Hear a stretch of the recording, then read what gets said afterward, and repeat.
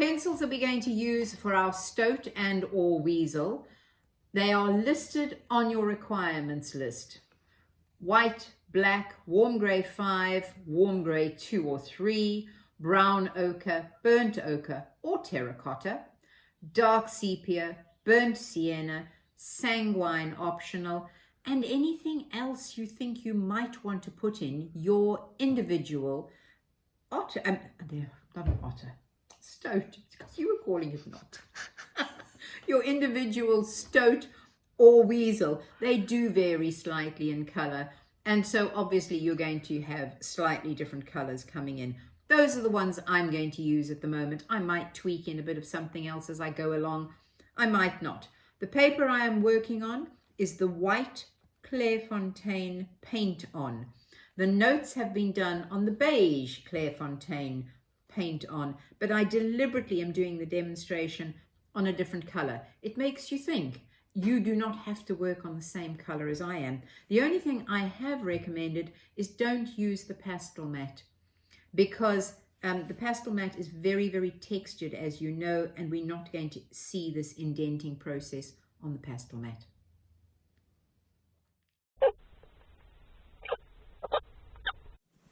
As your notes say, when drawing up or tracing a hairy animal, do use a hairy outline. So if you have a look here, you will notice I've got a suitably hairy outline because it's a hairy animal. If you draw a straight hard line, it's very difficult to get rid of. So you want to keep it nice and hairy to begin with.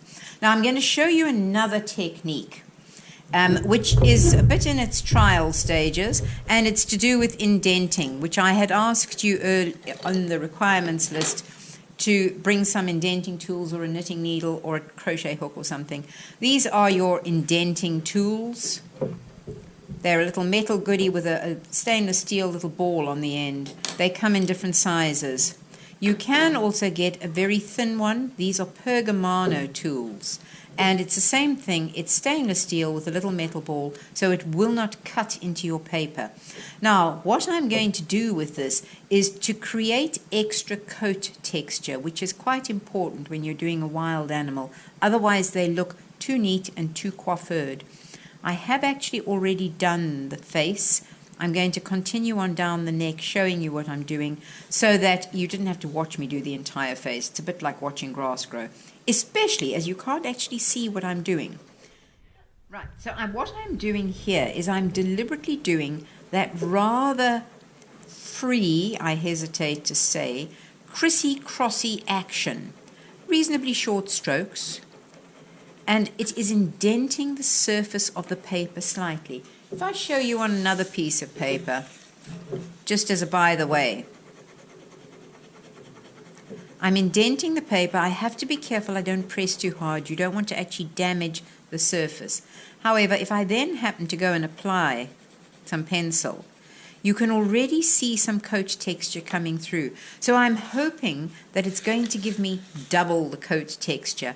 What it also should do is encourage highlights, because I'm indenting white paper, and consequently when I apply the pencil, with a bit of luck, the pencil's not going to fall into the white highlights. And as you know, with coloured pencil, being a transparent medium, you want to work from light through to dark, and you want to always keep your highlights. Notice I'm keeping my hand on another piece of paper. I am going to be doing a background around this, and it does mean that you need to treat your paper with due care and respect. If you do lots of rubbing out and scratching and fingering your paper, when we go to apply the background, it's going to look pretty horrible. So do make sure that you treat your paper with respect. You'll notice this hand, I'm actually just holding the edge of the paper, and I need to try and discipline myself to doing just that. Whilst we're talking about paper, you will notice that I'm working on ordinary white paint-on paper. The notes that you got, I have worked on the paint-on beige paper. There's no real difference. It's just to try and make you thinking and independent artists. You don't have to always work on exactly the same paper that I am working on. Right, once I've done that indenting, as I say, the entire thing has been indented. You probably can't see it, even if I twist it to the light. But trust me, the whole thing has been indented in that manner. I am also going to put the whiskers on. At this quite early stage, being doubly careful that I don't go through the paper, so I'm pressing quite firmly. I am going to put them this side as well. I don't know if they're going to show up that well on this side because I've still got all the colour to put on, but I'm making the attempt anyway, because they are quite whiskery animals. This one on this side should show up very well. Right. Okay, so now we're going on to point 2, and as usual, as is usual for animals, it's essential to lay in the tonal value next. A hairy, colourful coat becomes distracting. So if you consider it early in the process, you will find it easier. That is being read directly from your notes. So do keep an eye on the notes. Your notes say add the lights as well as the darks. Now that is because I was working on beige paper when I made the notes. Obviously here I'm working on white paper, so I don't have to actually add the lights, but we are going to add extra light color just now. Notice the tonal value is going to be added in a hairy, textured fashion using a varied and lively stroke. So my photograph that I'm working from, my photographic reference, shows very clear directional tonal value. And it really does help you when you are looking for photographic reference to try and find something that shows a good directional light source. It just makes it easier. So I know exactly that because my light is coming from my upper left, I am going to start off, to help myself, adding the tonal value on my lower right. Under his chin, there has to be some kind of shadow. It's just physics. It's not me being awkward. It's just physics. Notice that I'm using dark sepia, but I'm working very gently to begin with. And I'm just adding in a crisscrossy, lively and varied manner, I am adding what will be an area of dark tone. Now, if you look closely, you will see that the indentations that I have applied are starting to come through. And this is, I hope, going to create even more of a lively coat. Now, the dark sepia is quite dark tonally, so I'm going to start, to help blend it in, I'm going to change to my warm grey 5. Same process, I don't want a hard edge, so I'm just going to tickle this up a little bit higher. You can see already that's a much better blend. Now I'm going to use the warm grey 5 on his chin, just a little tickle. His chin has got a bit of skin coming through, but we'll do that later on. And I need a little bit on the lower edge of his jaw here. Why I'm using the warm grey is because there's areas of white, and you still need tonal value in the white, and in fact you often have to be braver than you anticipate, but we'll tickle it in gently to begin with.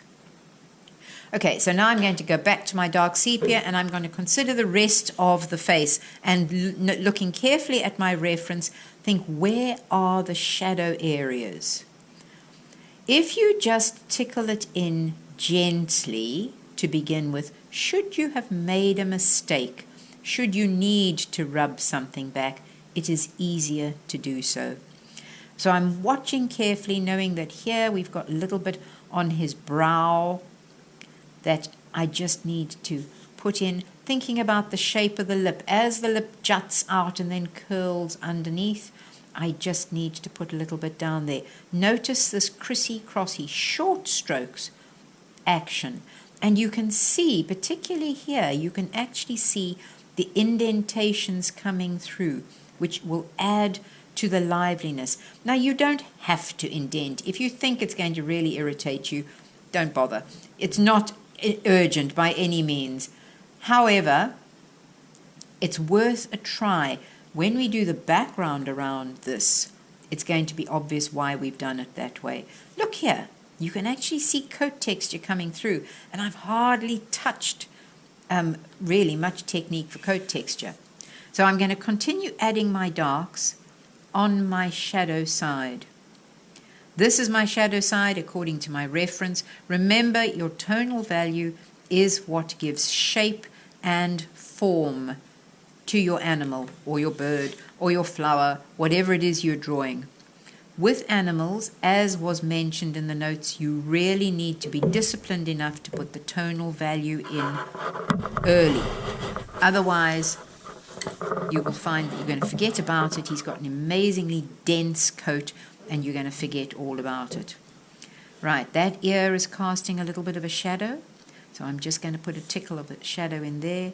This ear's not got much one. I'm not doing the inside of the ear yet. It's a different technique, which I will show you later on. Just a little bit here, where there is a little bit more shadow coming in. His eye is not really visible on this side because actually it's quite well shadowed. Think where it's going down here towards his nose. You just need to constantly observe your reference, but don't be slavishly dictated to by your reference. That's your challenge. It's very interesting to notice how you can actually see the texture coming through because of that indentation. So I'm going to do a little bit here. Now, parts of this are going to have to go quite a lot darker. So don't think in your head, oh, dark sepia, that's far too dark, she's lost her mind. Honest, I haven't. You want to have your shadows, your tonal dark areas in with enough oomph to make it worth your while. Right, looking down the rest of him, inside of the ear here, that probably can have a little tonal value coming through there. The actual inside of the ear, I want to show you that technique later on. This is quite a well-lit side. However, when you get to the gingery part down there, that's going to have a fair bit of shadow coming up. And you just keep adding it rather gently in a rather loose, no, not loose, free and varied manner. It's your educated scribbling that you're doing. You're thinking through, you know exactly where you actually are putting it. Little bit here near the eye, because remember the lower lid and the upper lid actually need to be separated out. So I'll just tickle a little bit. Here's his jaw, so I'm going to just put a little smidgen here on the jaw, just to show the jawline. A lot does depend on the clarity of your photograph. If your photograph's clear, it really will help you. If your photograph does not have clear directional light, you're going to battle. I need to put some on his nose as well, thinking through where my main highlighted area would be. The bottom of the nose has got shadow. Now, the nose has got no indentations, because obviously the nose is smooth, not hairy. And I'm going to just darken up the nostrils. I will go back and add a whole lot more to this, darken up this slit that you have in most noses. But I'm just thinking already, where is the tonal value, even on my nose, even though I've got lots more to still do. It's this beginning stage that's really quite important. It gets you thinking in the right pattern. Right, tonal value. That is more, we haven't done the ears yet. I want to just leave the ears for the moment.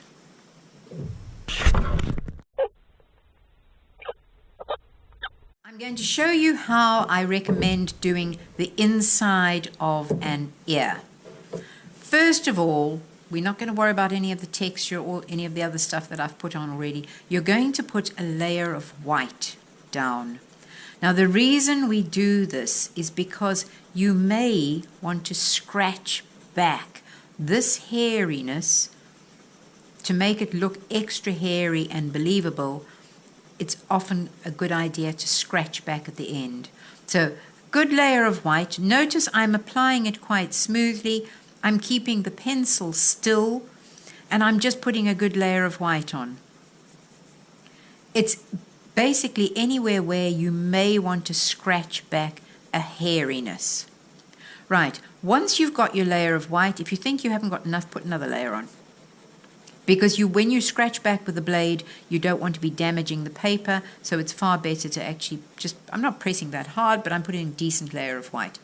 Next thing you've got to consider is the inside of your ear is dark. Remember, the ear is the entrance to the rest of his head, his brain, and you need to make it darker than you anticipate. Don't think you can just sneak in with grey and I won't notice, because actually I will. So you need to make sure that the base of the ear, the bit that goes down into his head, is dark enough. Again, I'm applying it quite smoothly. I don't want it to look hairy. Notice as I am working towards the hairy bits, I'm deliberately breaking it up. I'm not putting it in as a straight line. Working up towards the top of the ear, and I've got to bear in mind that because of my reference, the very tips of the ear actually have got a nice light area, whereas the inside of the ear is suitably dark. I'm going to tickle a little color in there just in a minute.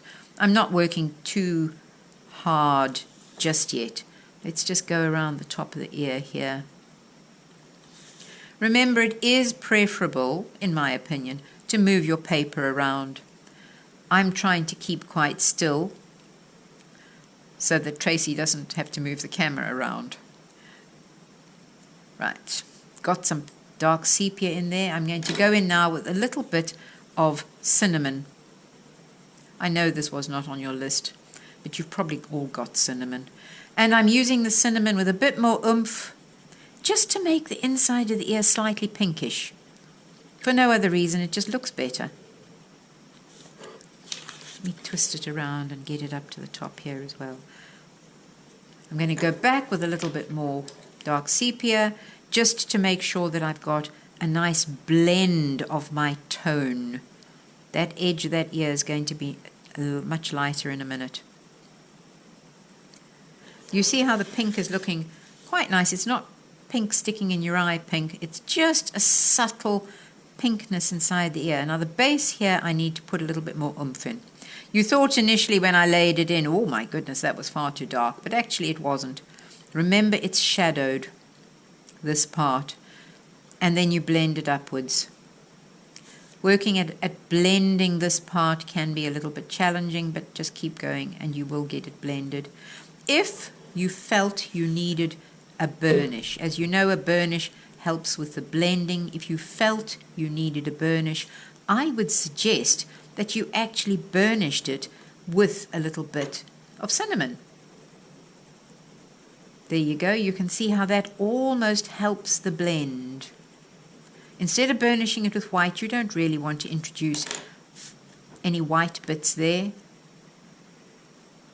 Right, let's now put in a little bit of color of the ear to just make sure I've got enough light showing. Even though I have indented that part of the ear, I'm actually going to put a little ivory in.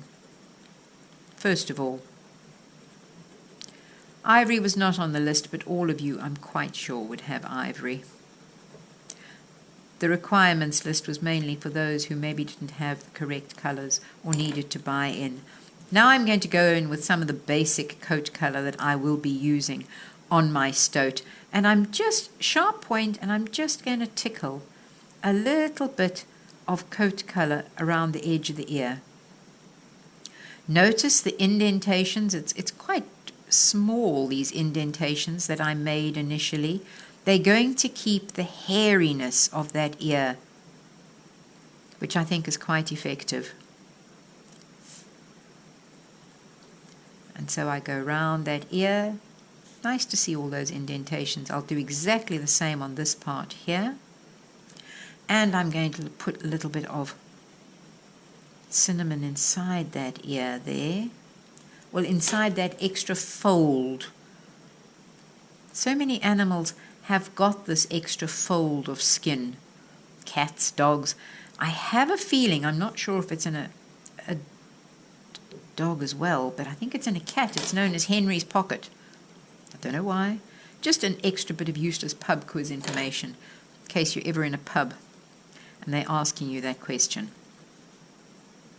Right, you may need a little extra tone in there, because although it's a highlighted area, remember hair has depth. So working from the dark actually into some of those light hairs, I'm just going in with a little bit of burnt sienna just to add that little bit of realism. And I'm just tweaking in a few little random dark lines. Does mean the top of the ear still stays quite light, particularly as we're going to put a background around this, and you will see exactly what I mean. But a few little dark hairs really do make a difference. Right, now the rest of the ear will be completed when I've done some more on the rest of the actual head. Right, I'm now going to start laying in the color of the actual stoat.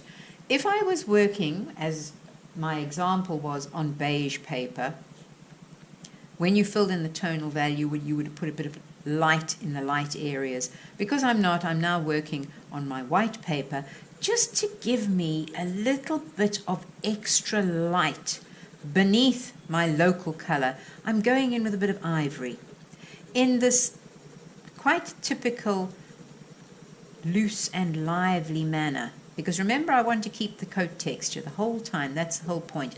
I'm not going to put ivory in the tone in the dark areas, but I am just going to put a little bit quite randomly on the rest. Now, you don't have to do this. You could actually just leave the white paper. However, as you all well know, that when you put something else down and you then layer another color on the top, you actually are creating yet another color. So it's quite a good habit to get into, remembering with colored pencil, the more you layer, the better the result. So by putting just a little bit of extra light color here, when I layer in the local coat color, I'm going to have created yet another color. You may be able to see that I've not particularly carefully covered all the white. There are bits of white that are showing through, and that's fine. It doesn't matter. It's just this extra little bit. So when I do layer in the coat color, not only am I going to be using the coat color, but I'm also going to be creating another, because some is going to be going over the ivory and some is not going to be going over the ivory. It'll be falling in between. But you don't have to put ivory on if you don't fancy it. Okay, so now my basic coat color that I'm going to put on my stoat to begin with happens to be burnt ochre. If your stoat happens to be slightly more, I don't know, yellowy, you could perhaps put a layer of brown ochre first, but I think this will do. It will get me going. Nice sharp point, and you're not having to press terribly hard. This lively, crisscrossy action. When you are putting the local coat color on, you are going to go over your dark areas as well as going over your light areas. So you will notice here that I'm going over both. Short little crissy-crossies. This is where you do start to see this earlier indentation, which is really proving to be quite worthwhile in creating even more coat texture.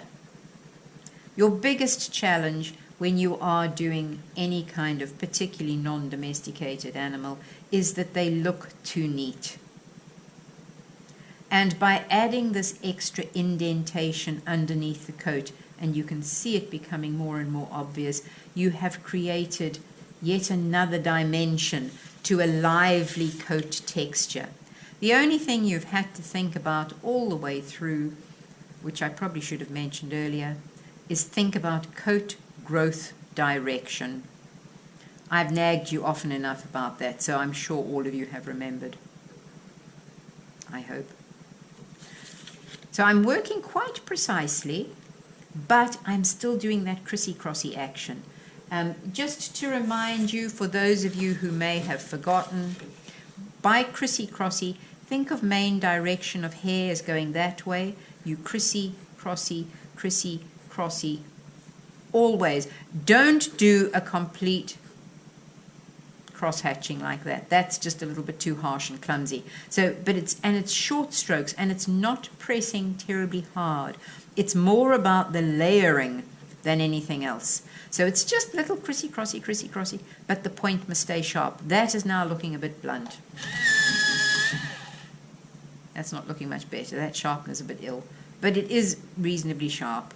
And you want this crissy-crossy, lively action as you are laying in the color. Remember, this is still very early days. Again, if you had made any errors, you could correct at this stage. Notice I am going over the dark areas. And suddenly what initially appeared to be quite dark, as I start to put the local coat color on, is actually almost visually paling down, which does mean that later on you may well need to add more shadows, stronger tonal value. But at this stage, you just want to get the local color. You can see all this rather lovely indentation. Here we've got the whisker area, which I indented. They are showing through. We'll probably need to bump up the whiskers with a little bit of other color as we get towards the end. Just think about the overall hair growth direction. Don't put, obviously, any of this color into the white. We're going to put grays into the white, but at this stage, it's just on the gingery part. And I am quite sure I'm going to put a lot of other colors into this gingery part. But this just gets me going, gets me looking, and I can refine my tonal areas as I go along. You can see it working really quite nicely. Now I can easily work up to my ears, which just now we will completely complete. Pencil's getting blunt. I need to sharpen it again. Always make sure you're working with a sharp edge. It allows the crissy-crossy to stay crisp. If you allow your pencil point to get blunt, it becomes a little indistinct and can look a bit too soft, which is fine if you're doing like a really gentle picture of a young rabbit, for example, with very, very soft hair. But for something like this with a fair bit of character and spunk, I think you need to keep that rather sharp, crissy-crossy action. Notice I keep twisting the pencil. Every few strokes I twist the pencil around, and it does create, it makes the edges stay sharper for longer. That's working quite nicely, and you can see all the underlying indentations that I did. They are coming through and they are adding to the coat texture. So it's working quite successfully, that. Down here the strokes can be a little bit longer because the fur is slightly longer. But it's the same principle. Just keep the stroke lively but short strokes. Don't let them get too long. You can't control where they're going if they get too long. So we'll just whiz through that bit there, and then I want to just work up the greys slightly as well. Because even areas that are white actually have got a fair bit more tonal value than you anticipate. There will also possibly be a little tweak of color coming through. But at this stage, we're just going to stick to the basics and have the white and the grey. But certainly there could well be a little bit of tweak of colour. White often reflects nearby colours. And we will show that, but we'll show it a little bit later on. Right, let's just go in with some grey, wherever my grey pencils may be.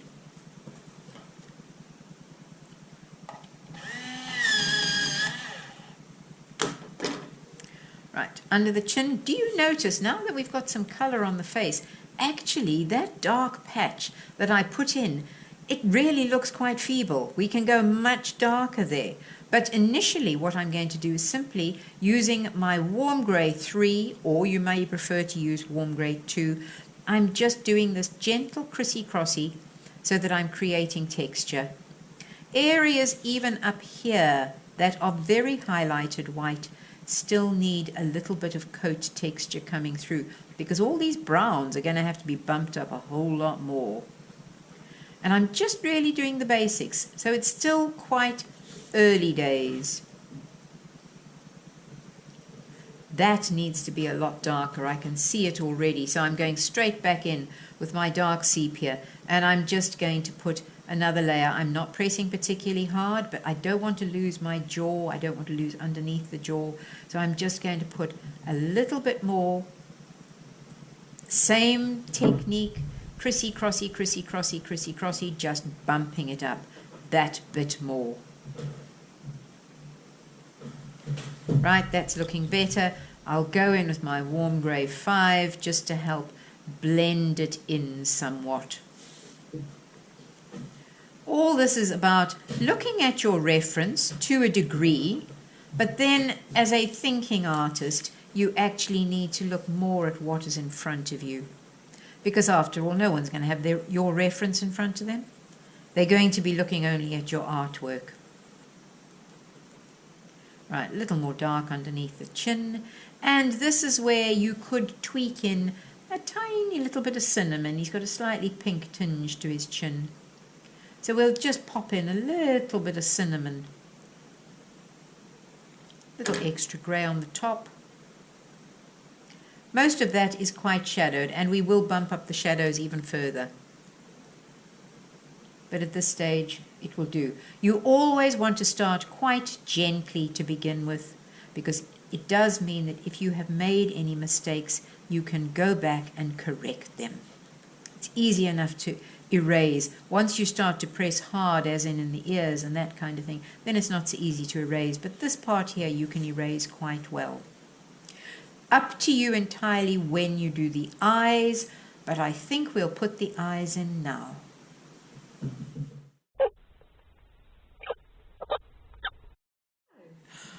When you look at your photographic reference, I can guarantee your reference will look pretty much like mine, where the eyes of your stoat or weasel look like little black currants. Beady little mean eyes. Now, as you well know, every mammal has actually got an iris color. So regardless of what you see in front of you, for that camera as well, regardless of what you see in front of you, don't draw it like that. You are, after all, a thinking artist. So you make sure you've got a decent outline to the shape of your eyes, and then you're going to fill in the iris color. I'm going to use a dark brown, and I'm using Van Dyke brown. It's a dark brown, but it is still brown enough that you will actually see the iris color. So I'm putting a good layer of Van Dyke brown on my eyes.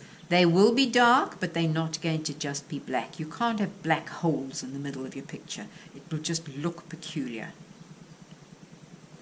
If you are doing a very close-up, large stoat or weasel, you may well see the lower lid, which may reflect a little light, or it may not. Certainly on my reference, I don't see a lid, so I don't think I'm going to add a lid, because it may be more distracting than what it's worth. Right, I'll do that eye as well. You can see it's a good dense layer of Van Dyke brown, but it's immediately got a little bit more color in it. This eye here has got some hair coming over it. Just a bit, but it has. So it looks a bit of a strange shape. All right, next thing's pupil. As you know, the pupil has to be in the middle. Start off with it in the middle. Make sure it's, as far as I know, stoats have got round pupils. I don't think they've got anything peculiar. If you want to enlarge it slightly, you can do. Do remember as well, depending on your drawing up, you may need to round the corners slightly, just because it makes the eyeball look better. Right, I'm going to enlarge that pupil somewhat. That'll probably do at the moment. I need to do the same here. Always bear in mind when you are doing eyes, there's always a top lid and a bottom lid. Even though it may not be that clear to see, it is there. So just consider it.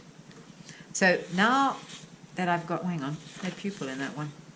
This is a bit more tricky because I don't want him to look squint. And I can't really see from the reference. The reference is not that clear anyway. But putting that in, I think that probably looks fine. It looks as if he's looking at something as opposed to being squint. Right, recipe. Darken the top 1/3. I am using black because the dark brown eye is quite strong enough color tonally to cope with the black.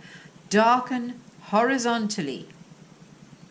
Horizontally means that if you were having this stoat in front of you and you had a glass of water next to you, there is a horizontal line. The water would be horizontal. That's what you want to think about first. Obviously, as you are a thinking artist, there are times you round that horizon slightly. But if you don't do the initial step of darkening horizontally, I know what happens. You end up just putting a little bit of a dark line at the top and thinking you can sneak it past me. You can't. Now you're going to blend down to halfway. And this is where I find a little circular motion invaluable. Just blend that black down to halfway so that that line disappears. If you need to darken in the corners slightly, this is where you do so. And you can see what I'm doing as I'm working my way down. It just works better if I've darkened the corner a little bit more. Also, because the eye is such a good, strong color, I actually need to redefine the edge of that lower lid. I need to set the eyeball behind the lower lids. By putting in that black line there, it's just helped do that. Doing exactly the same on this eye. Now this eye happens to be particularly shadowed because of the very strong tonal value on my reference. But I'm going to still leave that little bit brown. Even though the reference, it looks nearly pitch black, it just makes a more cohesive artwork if you don't do that. Right, you can see it's got a lovely blend now down to halfway. Need to get out my trusty Milky pen, which I trust is working, which of course it might not be. And I'm going to put in my main highlight, thinking about, oh, let me just clean it up. Where my light's coming from, it's coming from mainly here.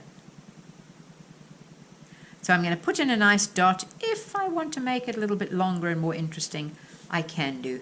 This one, even though you can't really see much of a highlight in my reference, I'm going to do exactly the same, but I actually will tone that down a little bit once the Milky Pen ink has dried. What happens now is diagonally opposite your eye, on the bottom of the iris there, you just, with your white pencil, just lighten it slightly and then blend it upwards. Make sure there's a blend. It must never just be a straight line, otherwise it looks clunky and clumsy. There's always a blend, and I'm going to do the same here, but just a little more tactfully, because that's very shadowed. So that when you look at your eyes here, you've got the eye recipe working. They are still dark and quite pebble-like, but they're not plain black, which you never would normally find anyhow in a mammal.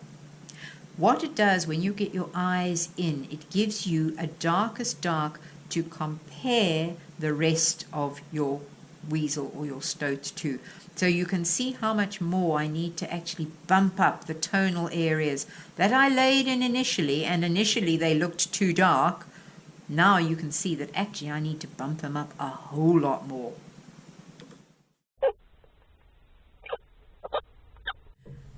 Eyes are done. Now we need to bump up the tonal value again. So I'm going in with my dark sepia, and exactly where I had dark sepia before, in the same random crissy-crossy fashion, I am adding some more. The only thing I've got to be a bit careful of is as I work towards the light areas, I don't want to create any hard edges. So you've got to, you may notice, although I am still adding it in a similar fashion, I'm actually flicking more this time as well, because that does allow a slightly more gentle application. So instead of just coloring randomly with the darks, I am flicking. I'm putting my pencil down and I'm flicking. Short flicks, this way and that. There may be areas I keep it still and allow it to stay on the paper. You will notice as I'm building up the darks around the eye, although I have not bothered to draw in any eyelid, I am leaving a slight lightness at the bottom of the eye, simply because I want to be able to show any viewer that there is an eyelid there. It will all be refined later on. Same thing up here where I'm adding further dark, just with a little bit more care and attention. Notice I'm keeping my hand still and I'm moving the paper. It just, in my opinion, works better. If you find it cumbersome and you prefer to move your hand around, that's absolutely fine. But I prefer to work this way, hand still and move the paper around it. Right, back to there. You can see that's now starting to tie in with the tonal value in the eye. There will be areas that actually probably I could go a little darker.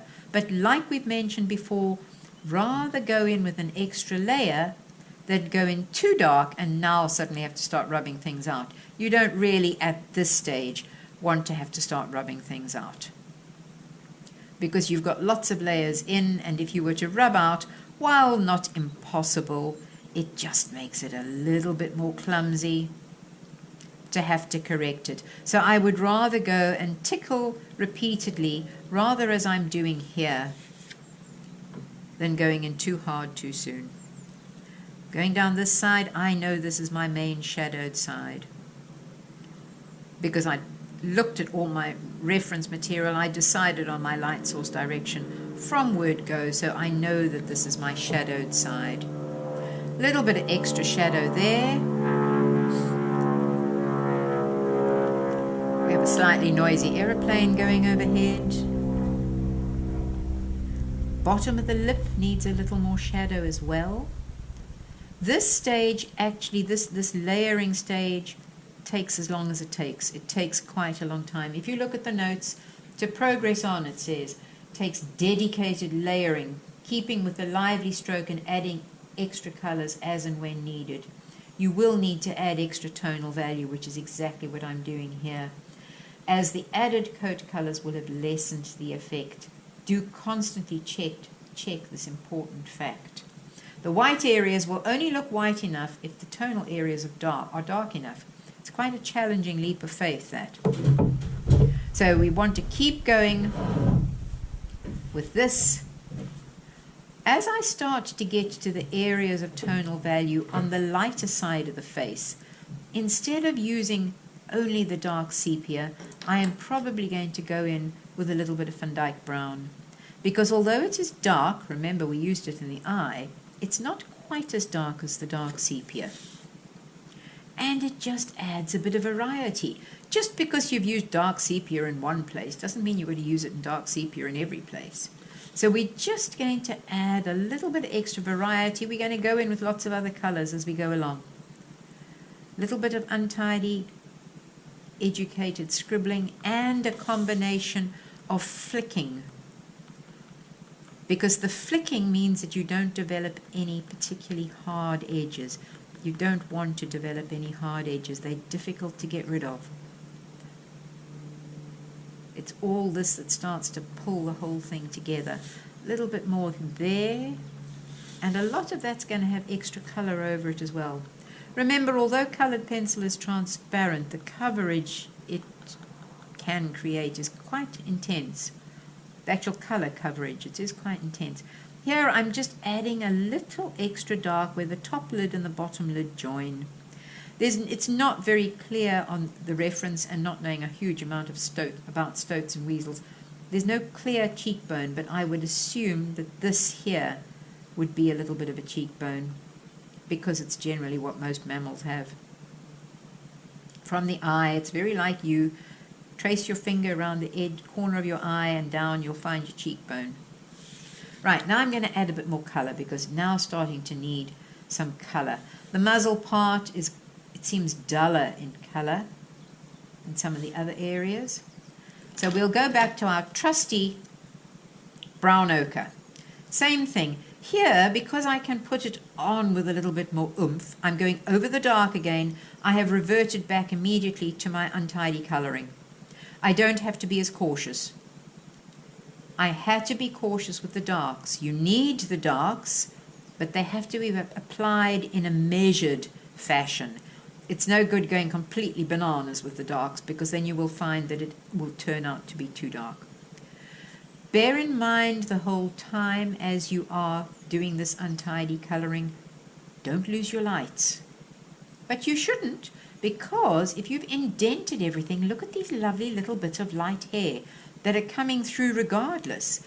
And that's where that indentation, I think, is rather an interesting technique. So I'm making sure I've got a good layer on all my dark areas that I've bumped up. And then I alter the pressure as I go along. Some places that are very highlighted, I'll put another layer on, but it may just be the most gentle of layers. Crissy-crossy, crissy-crossy, crissy-crossy. The more layers I am putting on, the more this indentation that I did initially is showing through. Notice on this shadow side, I am actually putting the pencil on with a fair bit more oomph and welly. Make sure your edges remain hairy. Don't be tempted to suddenly give yourself a hard edge. They must remain hairy. But because this is a very dark area, I can press a little harder. I haven't forgotten the nose. I will get back to it. Right, you can see the color intensities building up, and I can still put more on. But this part is going to be quite highlighted. So although I have put another layer, I'm leaving it a little more gentle. Remember I mentioned earlier that you alter the pressure. Colored pencil work as you progress through is a lot about refining the pressure. Some parts of the paper you touch really hard, you press with lots of oomph and welly, and other parts you're just that much more tactful. Thinking where the whole time you are constantly thinking about where is the light hitting the most. So we'll go down this side here. This is quite, again, that bottom part I'm pressing reasonably firm. The only thing you have got to be a little careful about if you are indenting the paper is if you press too hard, you fill in the dents. But as a thinking artist, you should be able to get past that. I think this indentation is actually quite effective, but it's got to be applied with a fair bit of care and attention. Here again, working near the eye, I'm leaving the thought of a little bit of an eyelid. It's just a case of looking at what is in front of you. I haven't actually really looked at my reference for ages now. There's no need. I had all my basics organized at the very, very beginning, where my light was coming from and so on and so forth. So I don't really need to look at my reference. I now need to look at this and check that everything I'm doing on this image is making sense. And it just looks better if I've got the thought of a bit of an eyelid there, although it's not going to be very clear. Do you see how that is looking lighter? That is looking lighter. I haven't gone up there yet, but that will be looking lighter, because the whole time I am considering, I can't add extra light. Colored pencil, remember, is transparent, but I can consider where is my light coming from. From the very beginning I've been considering that. And so as I work my way along, I keep thinking about it. So here, again, over the top of the eye, that is likely to be one of the areas where the light is going to catch quite a bit. Working up here into the ear, because of the scoop and the shape of his head, I can press a little more firmly as I intensify the color. But that area I'm going to leave quite light. Tonally, it doesn't need any more. And so I work my way around the head. Do you notice how this white part is actually starting to look whiter again? I've not done a thing to the white part. All I've done is work up the darker part. Right, and I'm going to do exactly the same on this part of the neck. Here I can definitely just go in colouring randomly. crissy-crossy. Remember that part of the neck, whilst obviously needs to hold the head up, is not as important. It's not the focal point of the artwork. The focal point of the artwork is always the eyes, generally. So we're just going to put that in. We're going to bump up the tonal value here a lot more. You can see down the bottom here, it needs a whole lot more tonal value, which is going to tie in with all that grey there. That will need more tonal value again. Again, if you notice, I'm flicking. As soon as I get to a very dark, I flick. The dark colors are always more dominant. And you've got to just be aware of that. So the application has to be a little more careful. If I look here, I can see that perhaps my indentation was not quite as good as the indentation on the face. To do indentations is very boring, and you get tired, and you think, oh yeah, I'm sure I've done it enough. And actually you probably haven't. So it's just one of those things to remember, to be a bit more careful. Here where I want quite a lively coat finish, flicking, areas where I can go in and go crissy-crossy, I've got to still think about some areas are a little bit lighter. Tonally, what's catching the light on the top of the shoulder there? So there may be, like that I did on the top of the head here, maybe areas where I won't press quite as hard. I'll put another layer on, but I'm just not pressing quite as hard. Right, and you can see that developing quite nicely. Now I'm going to start putting another colour in, because that I don't think is quite rich enough. So I'm going to go in with something like sanguine, which is just that bit redder. Now I may not put the sanguine everywhere. I'm not quite sure. I won't know until I start. So areas that I feel could just be enriched a bit. Maybe it'll only need a couple of lines. Sometimes it's an optical thing. Sometimes you don't need the richer color everywhere. You just need it in certain areas. Often, areas that you do need it are in the tonal areas. In other words, your shadow areas. Because the shadows can be a bit dull and boring. And if you go in with something just a wee bit richer, it really does make a difference. This was quite a dark shadow here. And if I just go in with a little bit of sanguine, notice I'm still going in very, very freely. Look how light that's now looking. I've not altered that. All I've done is actually darken and intensify around it. So lights and darks, it's always about an illusion.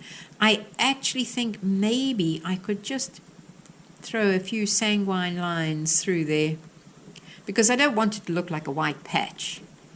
He is highlighted, yes, he's got good light source and good tonal value, but I don't want it to look like a white patch. This dark area here, which is really quite dark, I do want the viewer to still appreciate that actually it's still that lovely rich reddy colour. So I am going to use sanguine over all of it, but in quite a random fashion. Still this crissy-crossy action.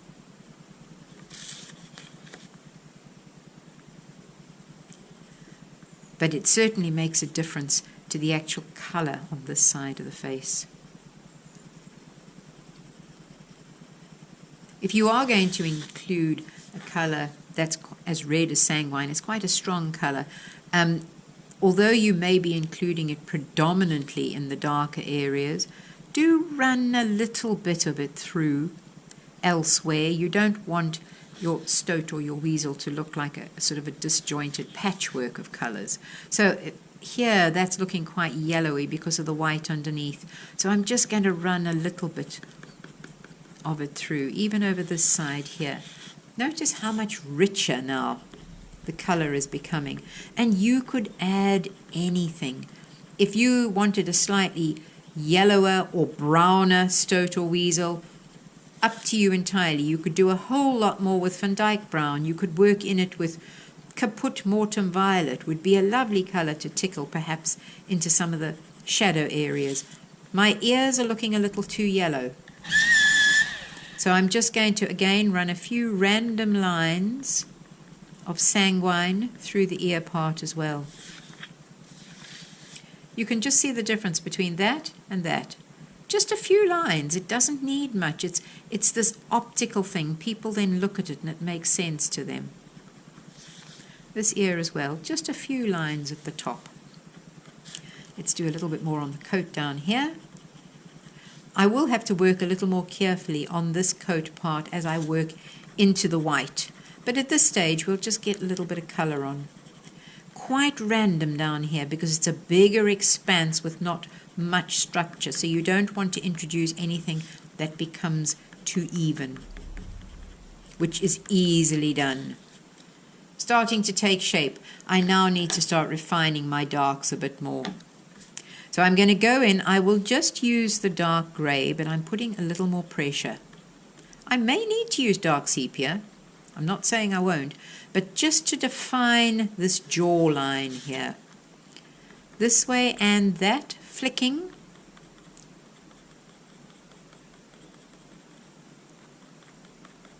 The darks are always more dominant. So there is a rule that the darker the dark, the less of it you apply. So I'm just going to tickle a little bit through here as well, very gently, but it starts to pull it together.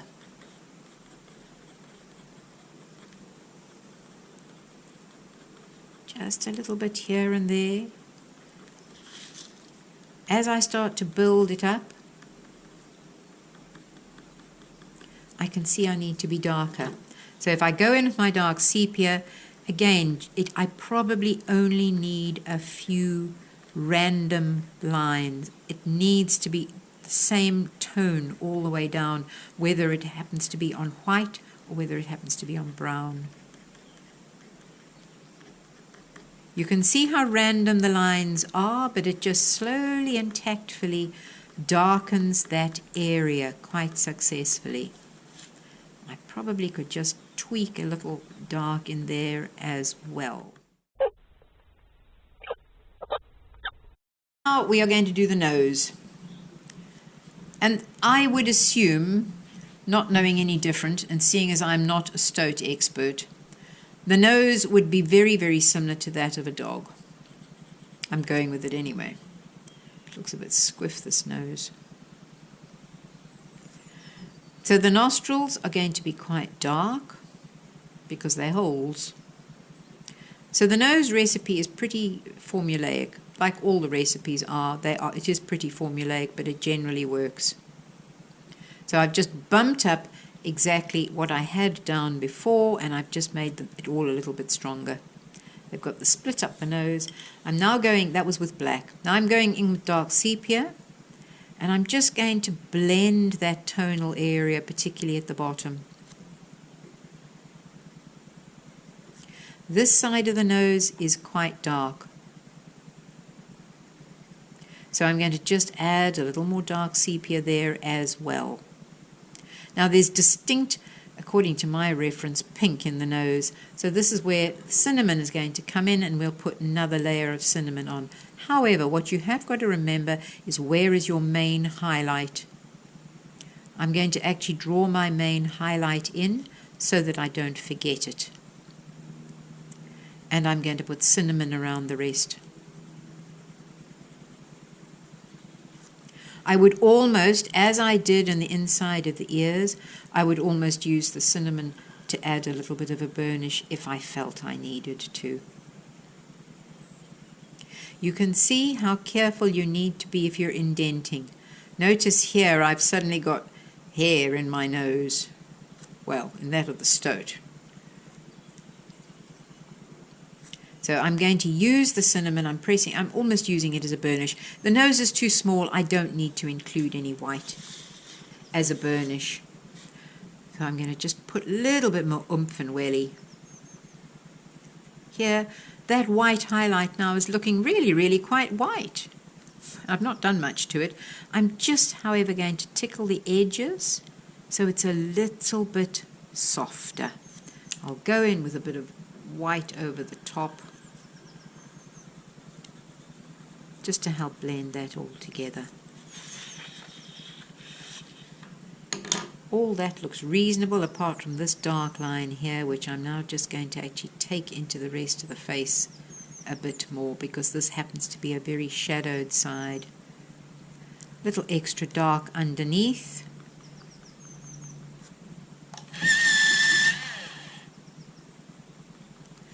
The battery-operated erasers, battery-operated sharpeners do chew the pencil, but it does make sharpening your pencil quite quick.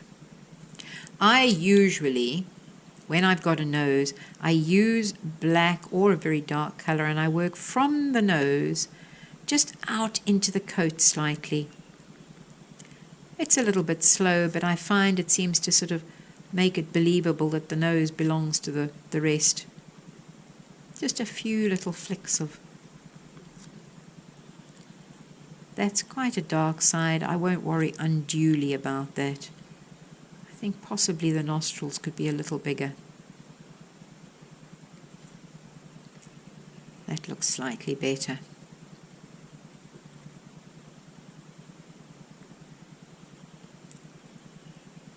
And that's your nose. It's accurate enough, but we've not sort of spent too many hours. It's more about the tonal value. Is the nose, does it relate to the eyes? Does it relate to all the rest? And I think it pretty much does.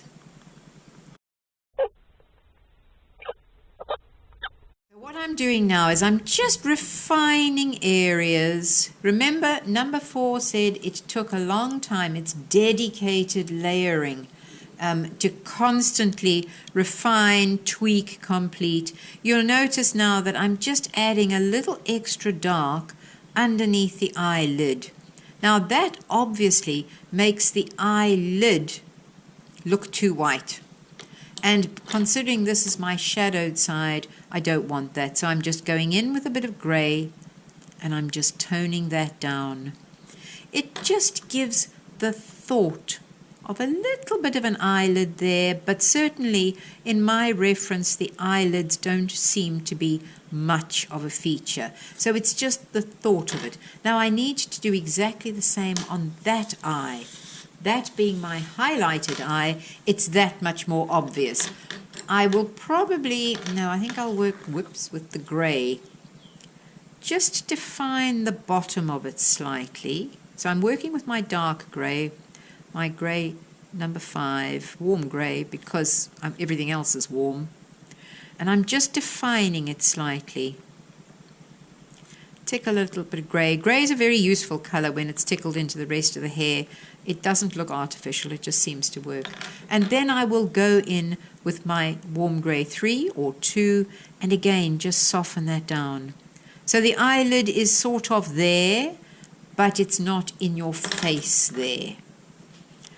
So all I need to do now is just constantly go back and forth and tweak areas that need to be a little darker or a little richer. So I am now going to go in with a bit of burnt sienna. Remember we worked with our sanguine quite a lot. Now I think going in with a little bit of burnt sienna, or you may prefer something like Caput Mortem Violet. And I'm just, what my burnt sienna does, it gives a little bit of depth to even the light areas. So in the light areas, I'm pressing very gently, but I'm just adding a little more depth. Remember, all the hairs go down to the skull. And just to add that tiny bit more depth, I'm hardly altering the tonal value in any particular way, but it just does a little something. Visually, I'm only looking at this now. I'm not looking at anything else. I've just quickly swapped to dark sepia because I think this part here needs a little extra dark sepia. You just want to look at what you have in front of you. Let's put a little bit of burnt sienna in here just to bump up my shadow side. But equally, I'm actually going to pull it through pretty much all of it, but I'm not pressing constantly at one pressure. There's some places where I'm just touching the paper. It's just running a little bit of shadow through. As I look at it here, this top part here is a little too light.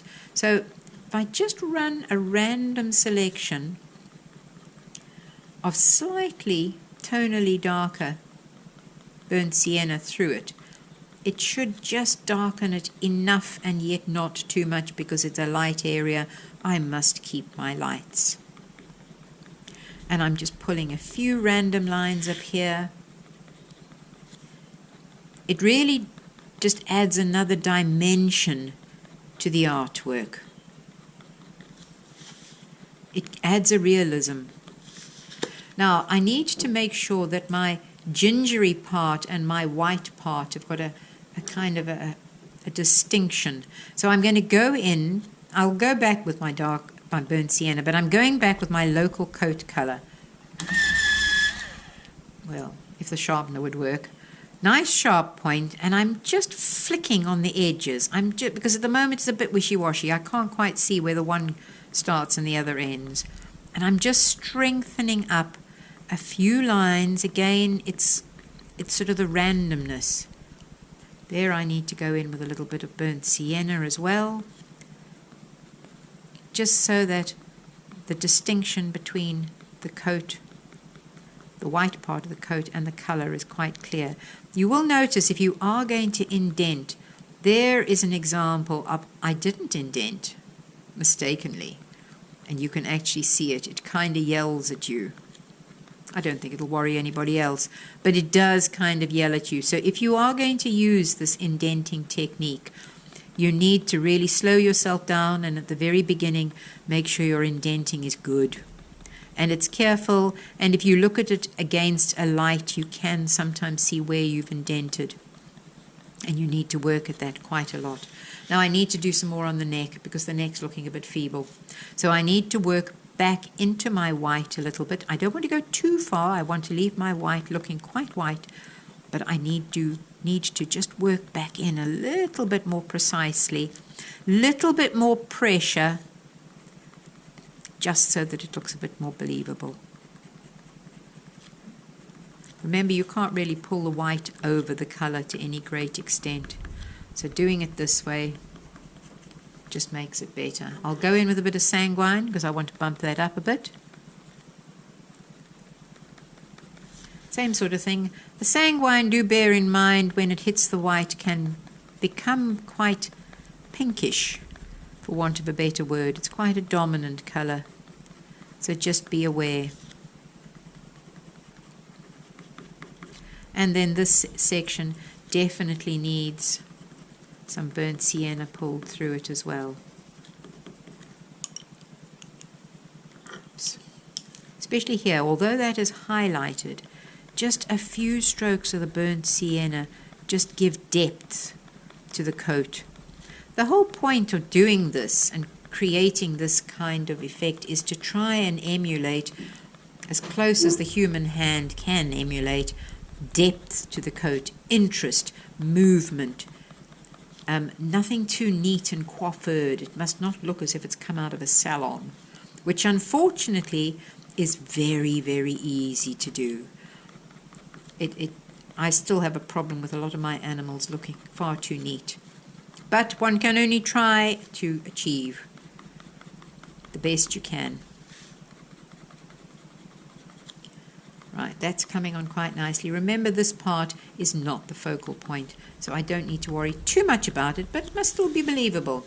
Now, what I would like to do, looking at my tonal value on the white part of the face, which I think is quite good, I actually feel the need to pull a little bit of this color into the white, because the white is looking kind of too separate.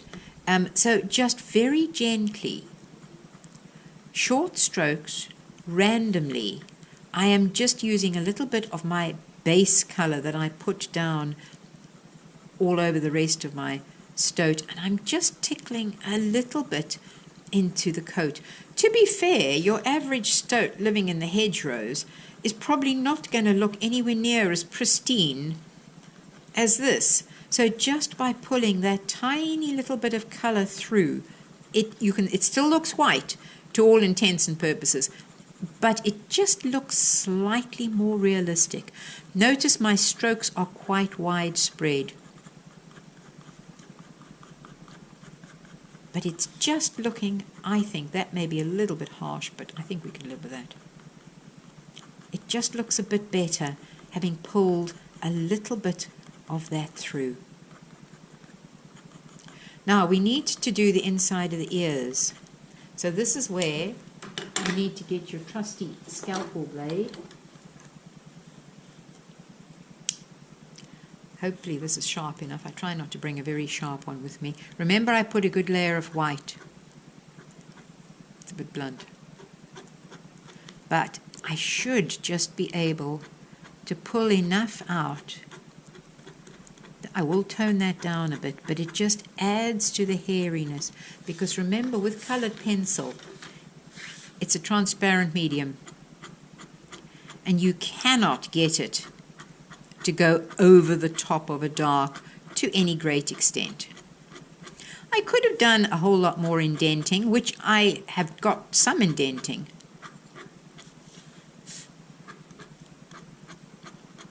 But that just gives you a slightly softer effect in the inside of the ears, which can be toned down slightly, because I don't think the inside of the ears is particularly pale in color.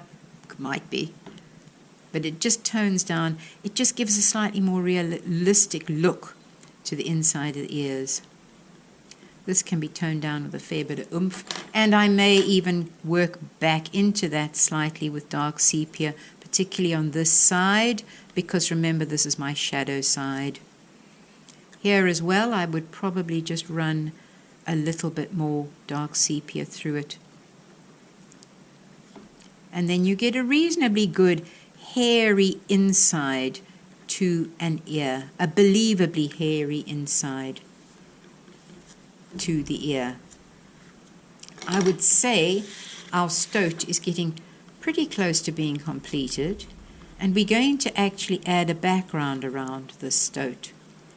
Again, it's a case of I'm just looking there and I think, well, eyelid, maybe the top of that eyelid just needed a little bit of something just there.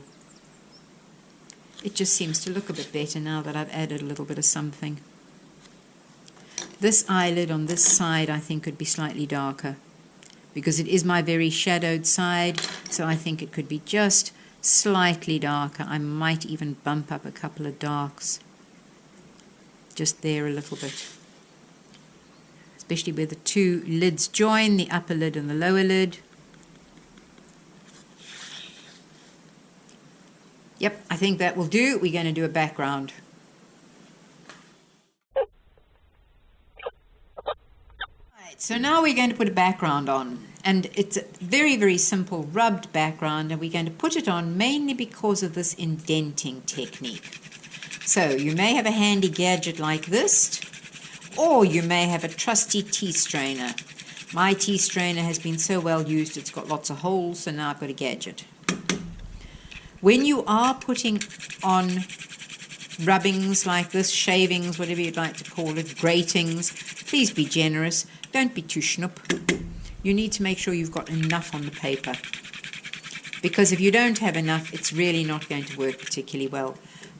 I'm working at the moment actually with the lightest color that I've used within the stoat. I've not gone and put any other colors in. I can do later on, but initially I'm just going to work with what I've used within the stoat. As a rule, if you want a rule, because this is the darkest side of my stoat, I need to make sure that's the lightest side of my background. As I work my way around towards the lightest side of my stoat, I can put on darker tones. However, for uniformity, I'm going to put pretty much the same all around to begin with, and then I'm going to darken and lighten as I need to.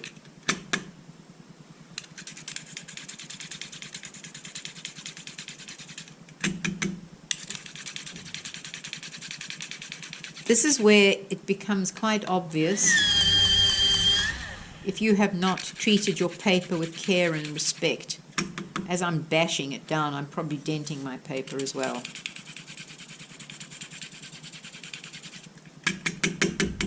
Don't worry about little bits going on to the actual artwork. It shouldn't be a problem. Right, So now we've got a layer on, we're going to get started, we're going to start rubbing. I always find the best is to use my fingers, however you could decide you preferred to use a little bit of a cotton bud or a makeup thingy or whatever, you know, it's really up to you. So my lovely indented whiskers should show up quite nicely. We will darken them slightly. All my indented bits around the edge, like down here on the chin, they should show up quite well. I've got indents all the way around my animal.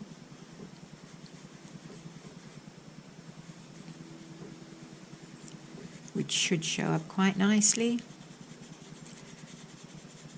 When you are doing this technique, I'm not sure why that's gone a bit clumpy, don't press too hard with your fingers.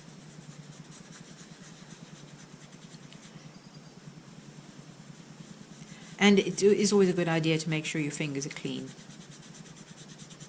before you start. Right, let's go here as well. It's a very versatile background, this.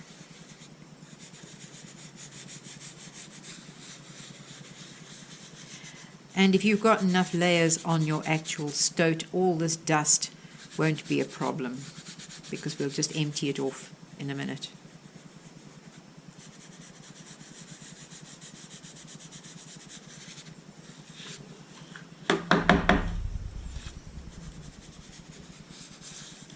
Right, once you've got some on, you can then start to add others. So to allow the neck and everything to kind of blend into the background, a little bit of sanguine rubbed in at the bottom.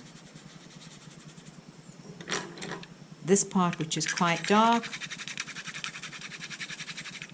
a little bit of burnt sienna. And if I take the burnt sienna up a little bit near my white neck, then you can see those indentations really nicely. It has gone a bit clumpy here. I have a feeling perhaps I didn't treat my paper with due care and respect.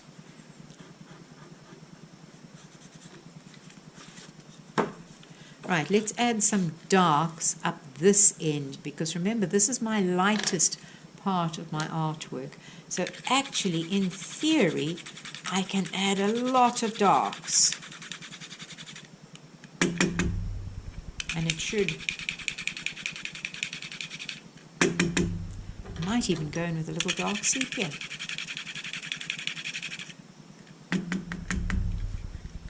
I've already got some of the burnt ochre down, so it won't take too strongly, which is something you've got to consider. You don't want it to look too heavy. A background like this, for those of you who hate putting backgrounds on things, and we all go through that, is quite a nice, gentle one on which to start.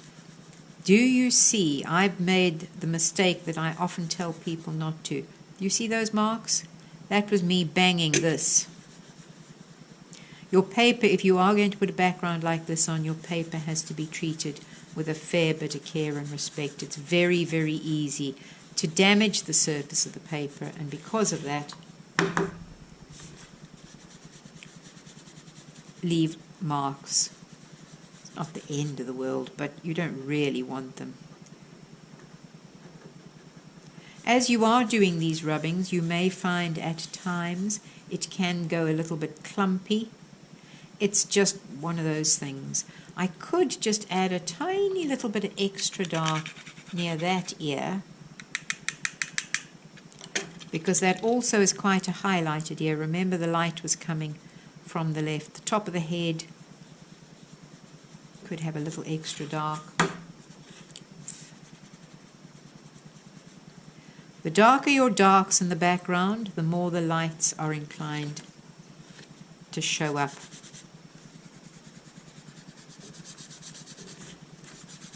Obviously, backgrounds are optional things to add, but I think they actually are quite worthwhile.